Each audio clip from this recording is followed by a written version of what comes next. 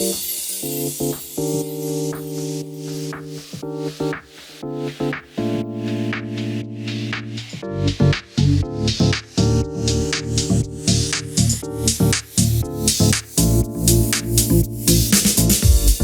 everyone, Hank with Outer and Travels here. We are at SeaWorld Orlando. Haven't been here in, something like 20-something years. So it's gonna be fun. Last year I wanted to come and try Pipeline, never made it, but we are here for Penguin Trek. So we're gonna kind of hang out in Antarctica, try not just the attraction, but the foods at the Expedition Cafe, and, hang out at SeaWorld for the day. See how it goes. It's a little overcast. Hopefully we don't get rained on. Let's head on in. Come on. And of course, the moment I said that, it started to sprinkle. So we kind of ducked into the first store we found, the big SeaWorld store. Check out some of the 2024 merch.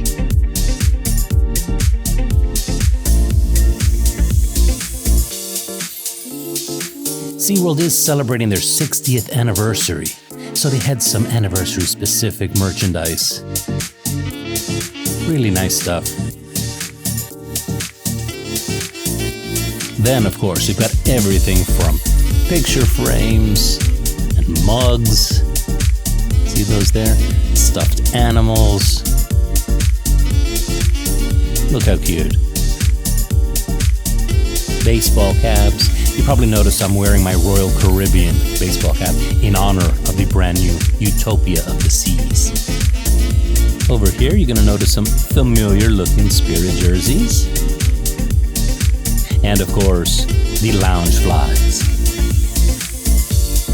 I don't know about you, but do you ever look for your name when you see the mug stand? Isabella picked up a mug for herself, but I did not this time.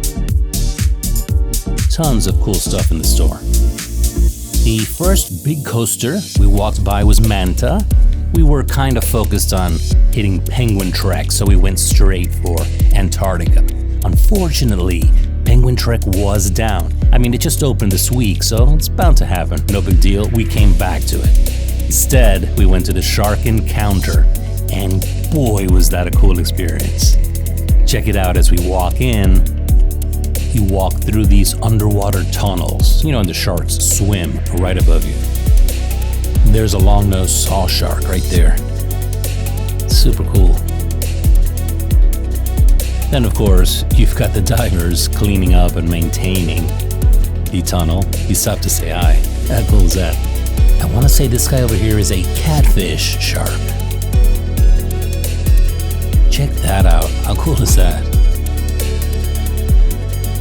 Oh boy. They are such amazing creatures. I will never forget the great white shark that I saw at the aquarium in Sydney, Australia. Blew my mind. It was huge. And then you have these outdoor tanks where you can see the sharks and stingrays swimming freely. Then we walked past Mako. Didn't want to make the lines, so we just kind of kept going. Again, our focus was Penguin Trek, but we made our way over to Sesame Street. I skipped Sesame Street completely at Busch Gardens last year, so this year we wanted to check it out, and Isa loves her carousels, so we had to do that. Then over here we noticed a familiar garbage can, so of course we knocked, it says do not knock, and rang the bell, but little anticlimactic, no Oscar the Grouch. You expect to at least hear him screaming at you, right? But we found photo op with Elmo and Cookie. That was pretty cute. Kids will love this area, for sure. We made it as far as Icebreaker before turning around and heading back to Antarctica. This one reminded me of Tigress over at Busch Gardens, which was a little scary for me. Right, so here we are. I'm gonna show you as you walk into Antarctica. You've got the stroller parking there and a little store. And then this gorgeous mural where you can try to identify the penguins, but they have a plaque on the wall that gives you their actual names. Finally, it was time to ride Penguin Trek, and the wait said about 65 to 60 minutes. If there was one thing we're gonna ride, it was this one. So here you've got your regulations and the test seat for larger guests. It's actually a pretty tight seat, and the queue is themed after a base in Antarctica. So you've got Sea Station Antarctica, and it kind of gives you the vibe that you're walking and exploring the station. Fun fact, those are the times at SeaWorlds around the world. Here you've got storage crates for anything in your pockets that's going to hamper that restraint locking in place. And of course, we had to ride front row. I mean, that's the only way to do it if you plan to shoot a POV video like this one. Here we go. Here you are kind of entering the caverns. It's nice that they have this little dark ride intro to the coaster. See the penguins there on the left?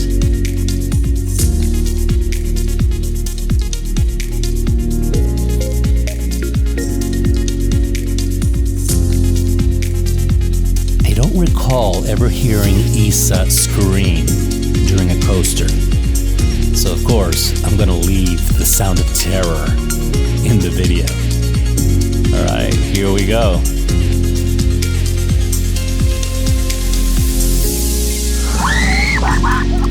Wasn't too bad. That was kind of a scream giggle. But yeah, the coaster absolutely smooth. Yeah, it moved pretty quick, and it had 2 launches. I think they did a really good job fitting this coaster in the space available for the penguin habitat. I really do like that, each animal's section has a corresponding coaster to go with it. It's very, very cool. Whoa. I just love these point of view videos so much.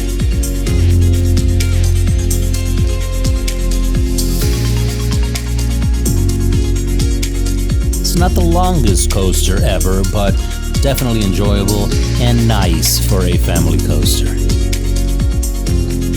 Here we are, pulling back into the station.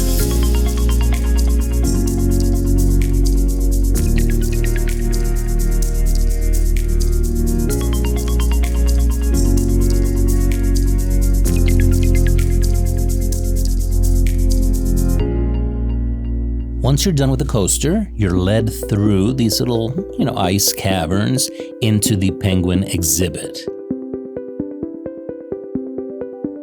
Right away, you notice that smell of fish. I mean, I get it, the penguins eat fish, but if you're sensitive to that type of smell, just, be warned. But they are just so adorable. Check them out. There's the emperor penguin. Big guy there. There's so many of them, and so many of them swimming in the water in front of you as well. Here's a quick shot of the penguins here in the exhibit, but I wanted to let you hear them vocalizing.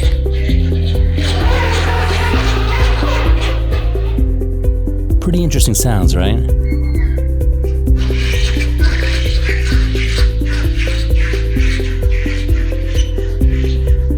It was pretty cold. They told us it was about 32 degrees, so we didn't spend too much time in here. We went on over to the underwater viewing section. And, though penguins are flightless birds, man, it looks like they're flying through that water. Check them out. Look at the speed. See that? So impressive.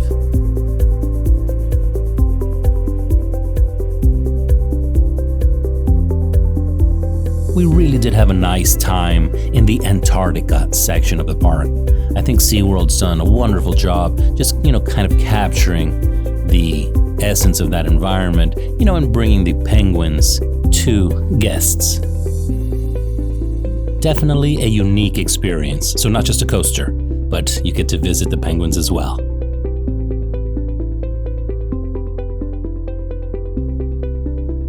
Of course, all good attractions end up in the gift shop. Here is the Penguin Trek branded merch.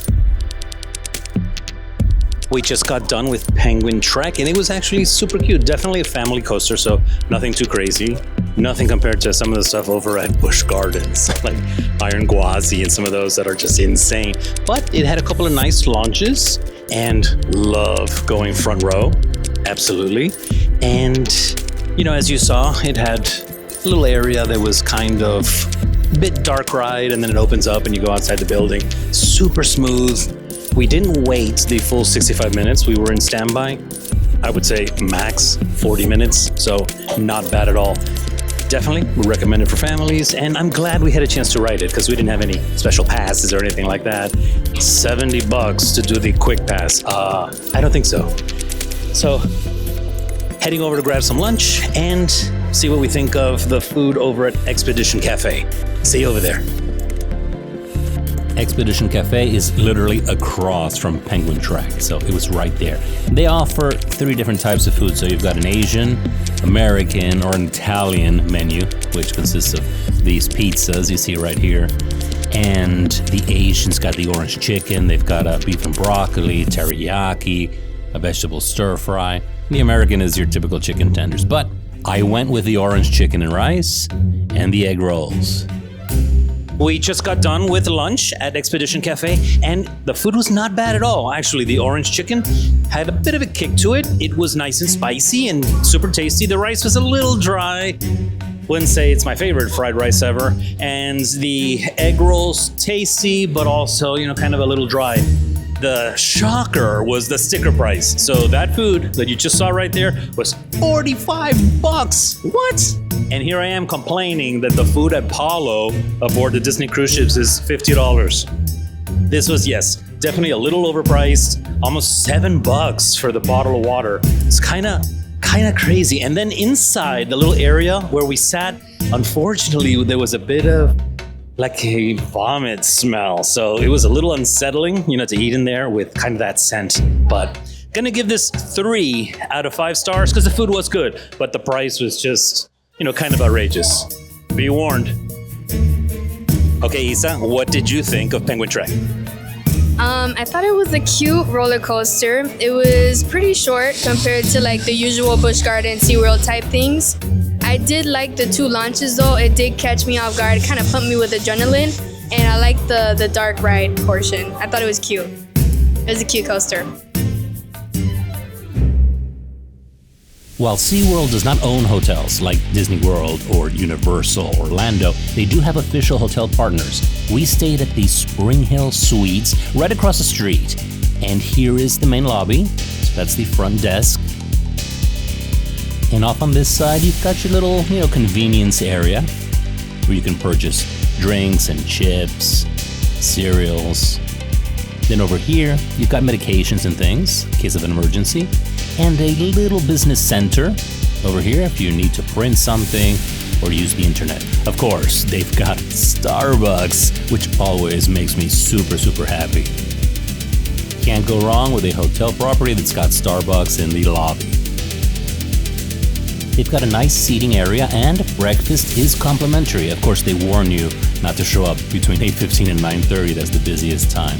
Now, when I say across the street, you do have to kind of walk around the block, so they do offer a complimentary shuttle.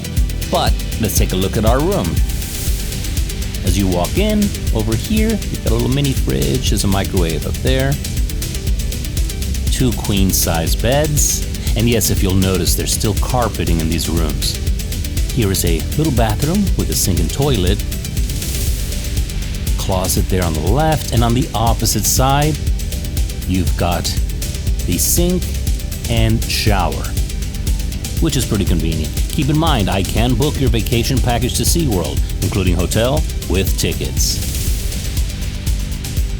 Now, I mentioned the shuttle. They have very specific pickup times. We happened to miss ours, but they gave me a complimentary pass for the day for the iRide trolley, which you can pick up right there across from the hotel, and it drops you off inside SeaWorld.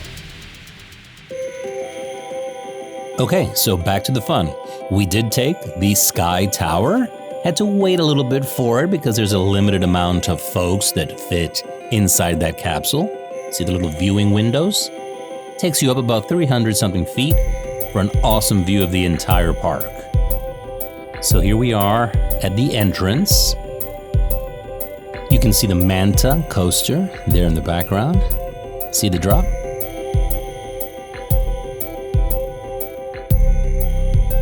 Here we've got Pipeline. And back to Manta with Penguin Trek and Journey to Atlantis in the background. That green coaster is Kraken, and the purplish one is Mako, the shark one. There you can see Orca Stadium, and right next to that is Icebreaker. You see it there? The coaster's actually running. That's the Bayside Stadium here. And again, we're at the front because that is Pipeline. You can see it running right there. They told us that the entire ride is about 7-ish minutes. So I got some footage at the top, and now we're gonna start to head back down. And here you can see again, Manta and Penguin Trek with Journey to Atlantis in the background. We are descending already. There is Kraken and Mako.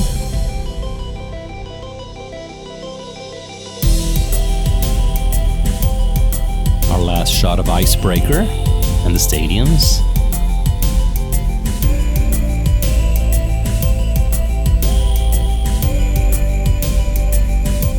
And there is Pipeline. I'll ride that at some point.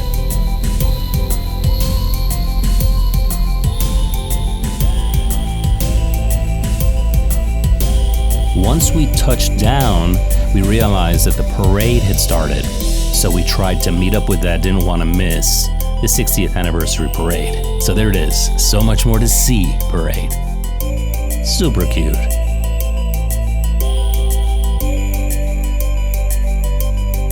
I won't pretend to know the names of these characters. I'm not even sure if they have names or not, but clearly that's a cute little dolphin. Next up, you had the shark, which I'm going to call Mako. Makes sense, right? And a little penguin and his pal, the sea lion. They're all very cute.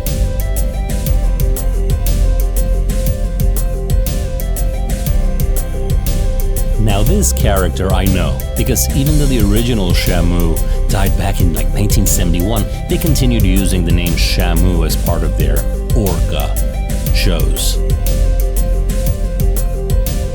It was a very cute little parade. I'm glad we had a chance to catch it. From there, we stopped at the Dolphin Encounter to check out the dolphins swimming in the underwater viewing tank. And I just love dolphins. I think they are so beautiful and so graceful.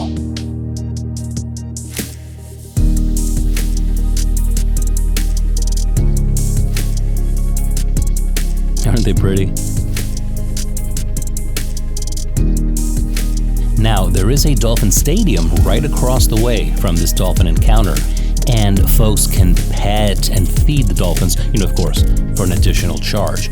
Not sure if the shows were running because of the weather, but we did see folks, petting the dolphins and that kind of thing. Really cute. When I visited Busch Gardens last year, I didn't really have a chance to see the animals in the park. I was so focused on the coasters, making sure that I filmed as many point of view videos as possible. I am glad that we had a chance to see the dolphins, sharks, and these stingrays.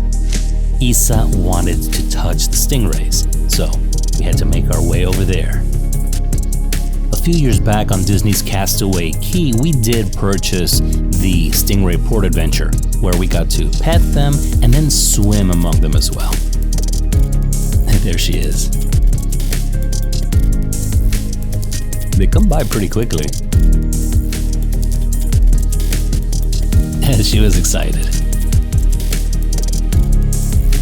Isa, you touched those stingrays. Let us know, what was that like? They're really smooth, and one of them glided like right along my hand. He went up and he touched me. It was so sweet. Smooth or slimy? Both. Because she said something about a layer of mucus on top. Yeah, it's both. Did you like the mucus on top? Yes. Ew. So you're glad that we stayed a little bit and were able to do that. Yes. Happy 60th birthday to SeaWorld, and please, folks, keep me in mind if you're interested in visiting SeaWorld Orlando. That's going to do it for another trip. Went by in the blink of an eye. Unfortunately, we didn't have the best weather today, so some of the coasters were down and, they were testing them, that kind of thing. But we were here specifically for Penguin Trek, and we got to ride that. Super happy that we did that. And we did the SkyTower, which was kind of cool. A little disappointing that we had to pay $5 a piece to get onto that attraction and see the whole park from 300 something, feet up in the air. We did feel a bit nickel and dimed at points because not only that, for the SkyTower, we had to, at certain lockers, you had to pay between $3 or $5 to put all your stuff in the lockers. And that's kind of disappointing. You pay already to get in. Kind of enough, They did recommend that we put everything in one of the lockers at the front of the park, and this way we didn't have to pay at each attraction. But again, it's good customer service. Once you're in the park, let the guests have those complimentary lockers when they're going to ride an attraction. I don't know, those little things kind of bug me in the end. It ruins the overall guest experience, kind of leaves a bad taste in your mouth, at least, to me personally. Again, like the lunch food was good, but $45 for that plate, a bit much, really. And the water bottle's at $7. But I think Isa and I had a fun day overall. We enjoyed SeaWorld, hadn't been here for years, so I'm glad that we made the trek, pun intended, out here to try Penguin Trek. And next up, it's going to be a surprise because we've got another park visits that we're throwing into this quick trip. That's all for now. As always, have an out of this world day, you guys. Take care. Thank you for watching.